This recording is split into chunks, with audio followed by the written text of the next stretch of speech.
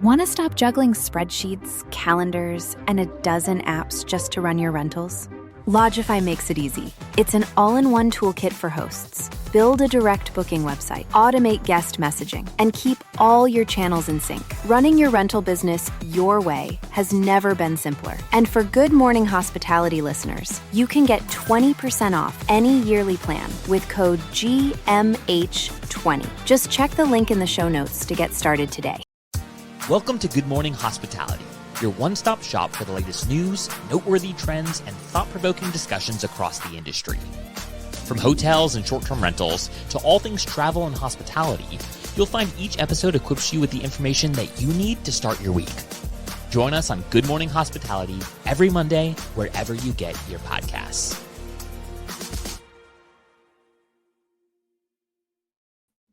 Good morning. Dang, you beat me to it. Good morning. Happy Monday from three well-rested, refreshed souls that did not make it to VRMA this year. I know. Major FOMO. And welcome back to the show. A little surprise appearance from Mr. Slickers. Hey, it's great to have you on. That's what I'm here for. And, just these celebrity appearances whenever I can, make it as less frequent as possible. But, glad to grace you guys with my presence. Wanting more, keep them guessing, And it's a pretty special day here, Will. It is. Kristen and I celebrated our anniversary at the lovely W Punta Cana. Highly recommend it. It's a brand new property, all-inclusive. My first all-inclusive, by the way. And service levels in hotels are definitely a different level than what we're used to in short-term rentals. So yeah. There's not a big comparison, but my anniversary aside, Will, Brandy, we also have an anniversary today. I know. We do. It's a big one. Very excited, very thankful. It's really hard to process, I think, 5 years of running the show together, but it is GMH's 5-year anniversary. Technically yesterday, October 19th, but we're celebrating with the original trio today on the 20th because it just makes it so much more special to be able to do it live, obviously. So 5 years of running the show. It's crazy. I'm like, all right, 404. This is the 441st episode. It's a lot of episodes. It is a lot. It's a lot of content. We lasted longer than most marriages. So I know. Oh my God. Wow. Are we in a common law marriage? That's so exciting. Situationship. Let me, I got to tell my girlfriend, I'm sorry. 7 years is common law, at least where I'm from. Yeah. So we're almost there. Almost. More to go. So special. No, but super cool. We've had some great moments on the show, from breaking news stories to record-breaking fundraise announcements to obviously growing the show from just the three of us to now the three of you with Jamie Lane and, of course, Steve and Sarah Dandashy. Steve Turk and Sarah Dandashy. They're not a common law couple. So, and then, of course, our European crew, who's still on a little bit of a summer break, but are gearing back up. So Sarah and classic Leah Europeans on summer vacation for 2 months. Of course. It's like already fall and they're still, spending time in summer. But no, it's just super cool to see I would say the distance the show has gone, with the voices, with just the stories we've covered, with the brand changes, all the fun stuff. So really thankful for you guys and the voice that you guys have carried throughout the industry over the last 5 years. Yeah, it's so funny because when I, my time at Romy ended, people are like, "Oh, so are you just doing the podcast now?" And I'm like, "Yeah, I would love it if this was 30 minutes once a week." Yeah, that's the job. I could become a lady of leisure. Well, cheers to another 5 years under Skift. Obviously, that was a big accomplishment even before our 5-year anniversary. So we're excited to continue to develop the show under Skift and to see the distance and length we could take it with them as well. So I think we have another 5 years to go, hopefully. Yeah. Just really amazing stuff. So thank you to all the listeners. Obviously, if you are watching or listening live, you guys are amazing. All of our live viewers who comment in every week, every Monday, every Wednesday, seriously makes our week, makes the whole show totally worth it to live stream. And then also for the listeners who listen on Spotify, Apple, who have left reviews, who have reached out to us at conferences, who have like talk to us as if they already knew us type situation. It's always been really great. Even some fun encounters at the airport and all that good stuff. So really, really appreciative of the listeners who honestly do make the show all possible. So Yeah. I it's been mean, great. listen, a guest hosting spot turned into Yeah. several years. So Yeah. I love that. Pretty The incredible. longest guest host spot in history. Seriously, we should give you a plaque. Jamie's making a run for that though too. He Yeah. he joined the show because he fact checked what Will and I were talking about one day, and On a we solo invited him show. on, and he's back. So anyway, for those that did go to Verma, we'd love to understand: was it better, worse, same old, same old?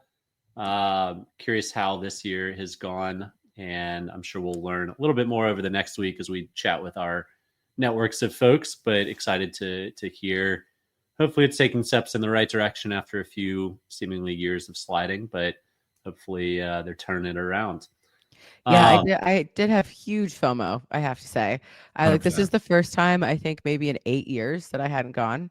So, I was like, I didn't really think I was going to care that. I mean, like, I've been exhausted traveling, moving, all this stuff. I was like, I don't need to go to like another conference. And then when I saw all the pictures coming up, I was like, oh, sad. Okay. Yeah. 100%. The FOMO is real. It was one of my first ones I've missed too. So, not in 8 years. I've not been going that long, but definitely missed out on all the fun networking because that's the best part, in my opinion. And shout out to Paul Manzi, who is now watching on YouTube because looks like our LinkedIn is not pushing through. So sorry for all of our LinkedIn viewers, but we'll get that fixed. We'll get this on the replay. And Paul Manzi says, better energy at VRMA this year seemed like a step in the right direction. So Good to hear. That's awesome. That is a positive change. That is a positive change. Well, while I was scrolling on my phone, heading down to the Dominican, I got fed some things and I screenshotted it to the GMH team. Capital One was making a push of short-term rentals right before Verma, which is interesting timing. I'd have to assume that was probably planned so maybe people see it and talk about it. But they're offering 5x points on short-term rentals right now. So the race for market share, both on the credit card side, but also the OTA competition, is heating up. And we talked about it a little bit pre-show. In the past 5 years, I've probably booked once or twice on Booking, on Airbnb, on Expedia, Vrbo. But the majority of my bookings have probably come through the credit card platforms. Mm. And I know some of those are powered by Expedia, powered by Booking, but I do think this is just the next wave of OTAs. People are booking where they have points, where they can use either all their points or some portion of it, or get better perks. Brandy, you were talking about how some perks that you get on the credit cards are better. So I think for those with a good B2B strategy like Expedia and Booking, this is this doesn't matter to them. It's fine. The customer acquisition costs are probably the same as if they were to go acquire the customer on Google. But for those that don't, like Airbnb, it's not a great sign for what's to come in the future.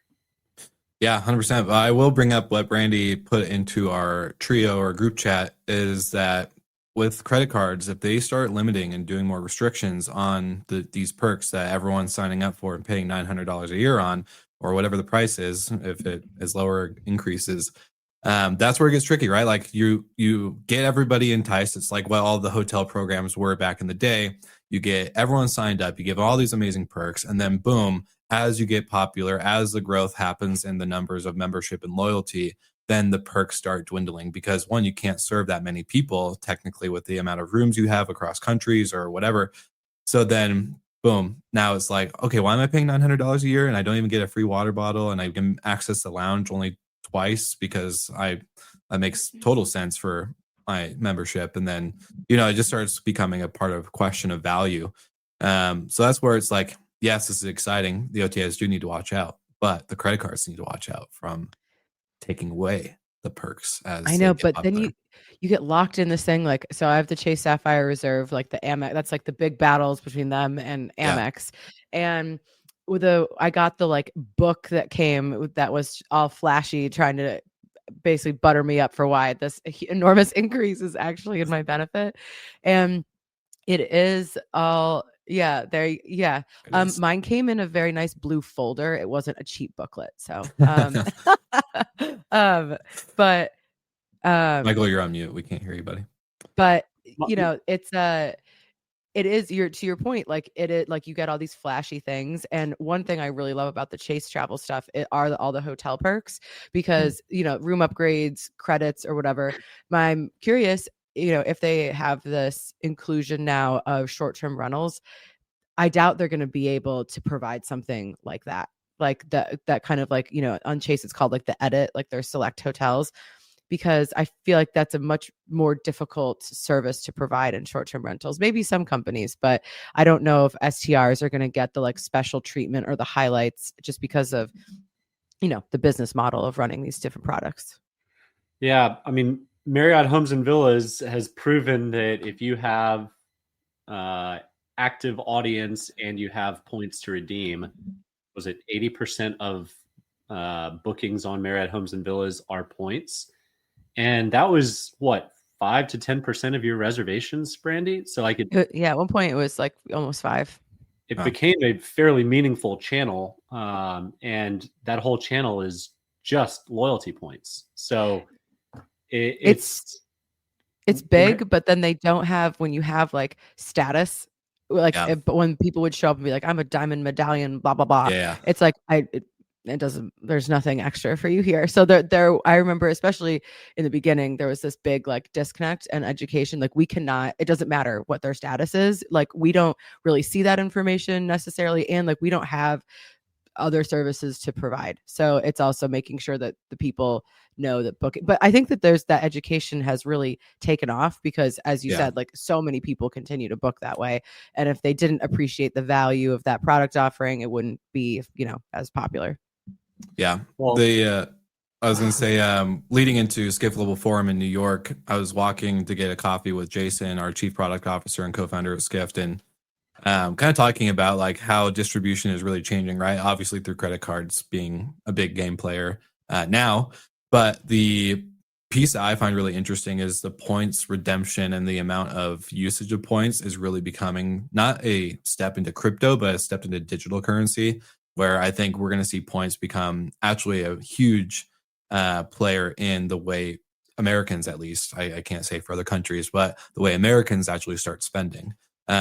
Obviously, it's a lot harder to earn points, but I think over time, as every kind of sector of different industries get into loyalty, redemption, points, gamifying the system, that's where we're going to see a lot of this being actually used more than just travel, more than just flights, more than just, hotels and vacation rentals. But Capital One giving you 5x return on STRs is like a first step.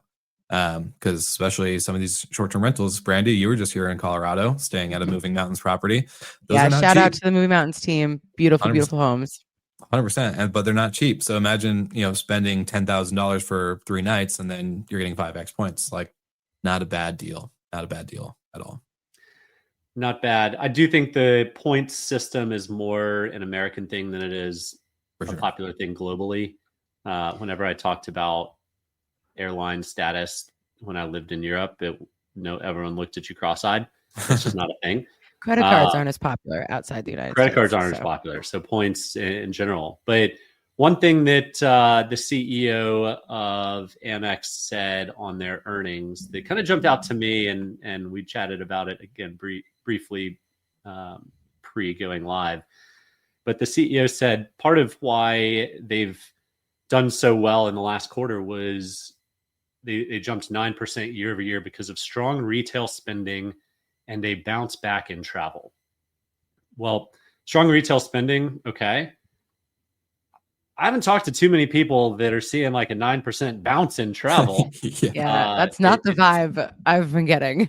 If anything, it's the other way. So maybe the 9% was 11% bounce in consumer spending and only a negative 2 on travel. But the other thought is people are actually booking a lot more on Amex because they're using their points to book the travel, and consumer spending on travel is down, but point redemption, people still want to travel. They save up those points, and a trip comes up that they want to do, they go do it. So that was an interesting one. But Jamie, if you're listening, would love to know the actual travel industry wide uptick or downturn on consumer spending. Jamie's screaming at his phone somewhere as he listens to this. But I think that's also taps into like the broader trend of like people who are already wealthy, that like top percentage of people who are really driving a lot of consumer spending, like that's where this big chunk is. But then when you need people, like those people can't book all the hotel rooms, those people can't book all the STRs, so it will but now we're starting to go into, especially in the mountain areas, like ski seasons, like the high winter high season. So it'll be interesting to see how their booking trends go and see if those like big expensive homes are getting sold. Hopefully they do. And again, if anyone, just needs someone to come and watch the house during ski season, volunteering. Yeah, 100%. Well, I thought the interesting part about the Amex points redemption piece was that it was more of an increase in restaurants than it was flights or lodging. So obviously that's the low-hanging fruit, where the ultra wealthy or the wealthy don't always have like the spending power, right? Like middle class people, even in some lower class economic standards, definitely are spending money on restaurants. They're definitely spending money on the dining out experience, whether it's a fancy restaurant or not. So I'm not like surprised. DoorDash. Everybody's getting delivery. Exactly. We all have a lazy day at least once a week where maybe some Thai food is delivered. So that's all good. And one other interesting thing, Amex we view as the juggernaut, but Chase actually had about $1 billion more in sales in 2024 than Amex did on the travel booking sites. So pretty significant. And those two eating into the OTAs theoretically, or also driving business to the OTAs, because Amex travel is powered by Expedia. So everyone kind of wins in that case. And those are the types of deals you look for all around. The traveler gets to redeem their points. Amex earns their share. Expedia earns their share, and property management company or hotel gets more bookings. 100%. I loved, just to wrap up on a nice note from this article that Dennis wrote about Chase and Amex, is the Skift take is, if you think the competition between Airbnb and Booking.com is hot, what about the rivalry between American Express Travel and Chase Travel? You'll be hearing lots more about this in the coming years. And I think that was a great hot take in the terms of, we talk a lot about the OTAs on the show, but the credit cards, they are the ones to watch. 20 billion in bookings, but more than between those two. So I'm here for it. So moving on, Airbnb, we can't have a show without talking about one of the OTAs. 100%. And today's going to be Airbnb. Airbnb getting involved in politics is nothing new, but Airbnb donating to local coalitions and PACs is becoming an increasing trend. They know their whole business is short-term rentals right now, and they have to protect it. And local municipalities are getting tired of short-term rentals. This ebb and flow happens. They get tired of it. They ban it. They realize they lost millions of dollars of tax revenue. They open it back up, and this pendulum just keeps swinging and swinging and swinging. In Arizona, the state is pushing to get rid of their statewide law that basically only the state can make the rules, not the local municipalities. But the state is looking to break that up and let local municipalities choose how they want to regulate short-term rentals. And this creates problems because a lot of the high-end neighborhoods, the great communities that people want to go stay in for their vacation, are in neighborhoods that people don't want to live next door to a short-term rental. So Airbnb has started its own little coalition. I wish they would just join in, quite frankly, with other folks in the industry, not go do their own thing. I wish we could, as one, work through a rent responsibly, let the local leaders determine what's best for their community, and not have an OTA come in and tell them what needs to happen, because we've seen this time and time again where Airbnb comes in, makes rules that are kind of only beneficial to Airbnb and single hosts, not professional hosts, and it leaves everybody behind. So this coming on the tail end of the professional host meetup that Airbnb did is interesting. I do, again, hope that they get more involved. In politics is a good thing as long as they're on the local community team and not playing in their own sandbox. Well, I think that also plays optically. Like if you have a local organization pushing for certain types of regulations, and especially, that I think has that's optically a bit better than like the big OTA coming in and being like, this is what we say you should do. This is what's best for your town. Yeah. Whereas if you have people from the town or people from the county, whatever, that are like, in my community, this is what we want to see, I think that is a much better strategy. 100%. And I was going to say, the rent responsibilities, obviously, but the local organizations that they work with on the ground, right? Like I know Jonathan Wicks is president of the Arizona Association. I can't remember the exact name because they're all some kind of like a STR type mix of it. But, I'd love to hear what they're thinking actually on the ground. Also John Hildebrand, who is very, very much an active voice in the Arizona regulation kind of STR space. It does get to the point where I'm in the boat with Michael. I think it's great that they created their own little org to obviously kind of show their dominance, but they do miss out on the big opportunity of working with the people that have actually been doing this for a lot longer than they have in that specific area.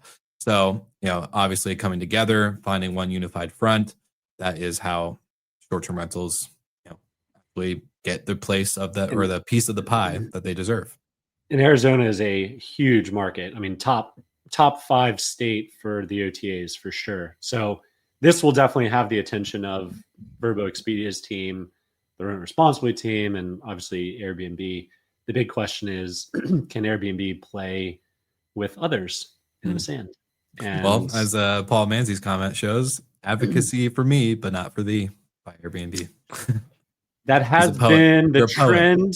It has been the trend we've seen for a decade. But I'm hoping, maybe woefully optimistically, that since their recent acknowledgement that pro hosts exist, that they will start to work with them in some way, shape, or form. But I will leave that to them. That is a fight that will be an interesting one for us to follow, because I believe Florida is the same way, that it's a statewide preemption where local municipalities, unless it preceded the preemption, can't change the rules. Well, but the other thing about Florida, especially in South Florida, is you have all these little fiefdoms. Like in Miami, for example, it's not just like Miami. There's North Bay Village, there's Miami Shores, and that's like you get into these little fiefdoms that all have their own rules. And I mean, we spent you try to follow the rules, but then they change them, and you like in some cases you could you could push back, but it requires like a huge lawsuit against a municipality. And so it's like, do you have the financial and like emotional bandwidth to do that?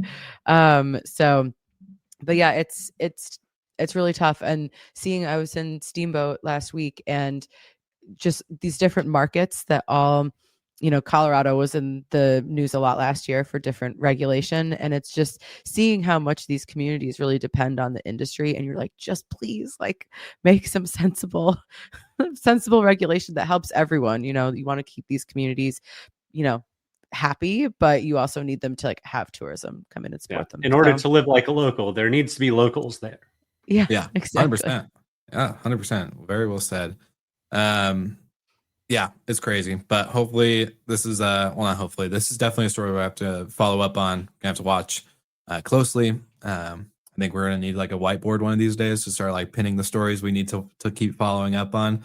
if we're going to be good journalists and carry the Skift flag. But as producer, I will make sure we're tracking. It's your job to go back through now and listen to all of this. I know. Gosh, download the transcripts now. Yeah. But we the airlines have been in the headlines a lot recently. But before we wrap, not that they're listening, but just got to give United a shout out. My flights from Boston to Steamboat, everything was smooth and seamless. Their customer experience for communication and their text messages and all of that was very, very good. Probably better than any of the other airlines I've flown recently. Yeah. Since we're usually harping on them all the time, I just wanted to say I had a great experience.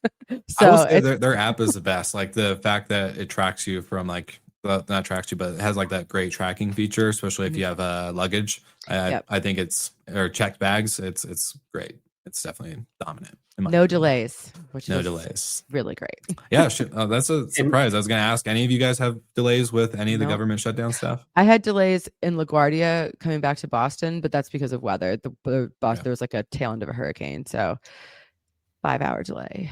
They had more machines out checking passports coming back in than I've normally seen. So not great if you're a TSA agent and you're on the customs side, but it's way faster just putting your passport down and walking straight on through. I mean, the EU has been doing that for a long time. I haven't had a person everywhere. check. Yeah, it's we're one of the last men standing having people check your passports. Yeah, and it goes so much faster that way. Yeah. So checking in London, and they have all of their little kiosks. It just seems logical, but we'll get there eventually. We'll get there. We'll catch up. Well, great. Go. I was just gonna say, great 5-year anniversary episode. Let's see if we can purposely talk over each other. No, this is good. It's good to be back on, and especially for such a special episode. So thanks for making it fun. And of course, shout out to Paul, who was the one live viewer commenting in, even though we saw many of you viewing. So don't be afraid to send in your comments. But yeah, great 5-year anniversary episode. Couldn't have asked for it to go any better. Yeah, very. And we're glad to have you back on. Love a little surprise will host. Yeah. And Jamie, I hope you're getting really tan in Jamaica. Yeah, jealous. And so jealous. And maybe next week we'll have a VRMA recap with Jamie. Yeah, and definitely for our listeners, even if you didn't comment in live, we would love to get the general sentiment for how people felt about Verma. I know there was a lot of talk before the conference of is this worth it anymore for the price? So we want to just have a recap on that and get your genuine thoughts and feelings. 100%. Well, like always, make sure to like and subscribe on your favorite podcast channel or platform. And if you haven't already, go to skift.com, sign up for any newsletters and subscriptions there if you haven't already, because guess what? Big exciting things coming in 2026, as we will have some exclusive only Skift episodes and some other breaking news stories to cover behind the scenes. So shout out to you guys. And of course, like always, we'll see you again next week.